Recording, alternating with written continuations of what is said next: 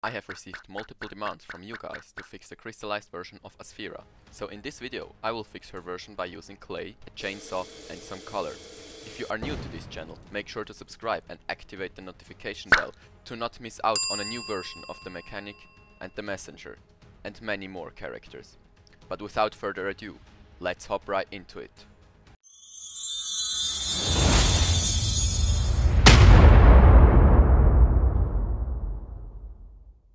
I started off by preparing all tools I needed. That was clay, a toothpick and a scalpel to create the tail and the infested sword. And of course color to give Aspheera the desired look. For the tail, I used the middle piece of normal legs and added the clay to it. I took a spare minifigure to sculpt the tail, because I didn't want the clay all over the final torso. After the quite easy sculpting process, I put the tail into the oven to dry.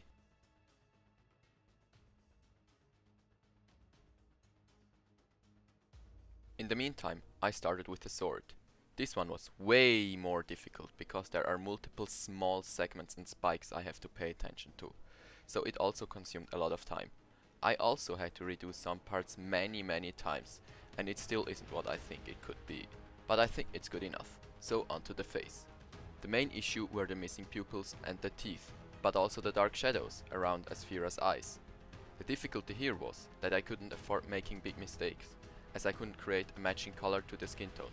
So, once I made a mistake, it was high time to erase this line. But that also meant that other progress could get lost, and that is surely not what we want. But with a bit of concentration and holding my breath for a more stable hand, I managed to accomplish this task. Meanwhile, the tail was ready to paint, but it was then that I had the idea of creating a second layer for this skirt-like thing, and so I sent the tail back into the oven for another half an hour.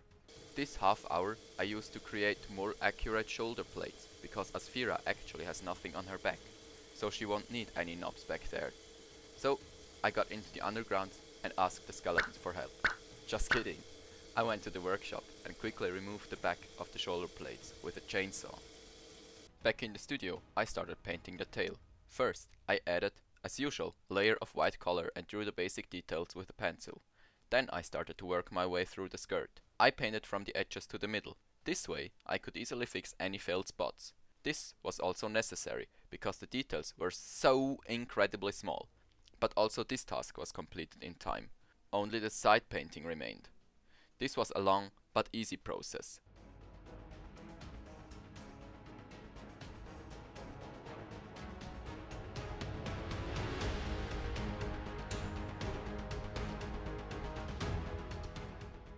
And finally, with the painting to the sword, I fixed Aspheera to the showcase.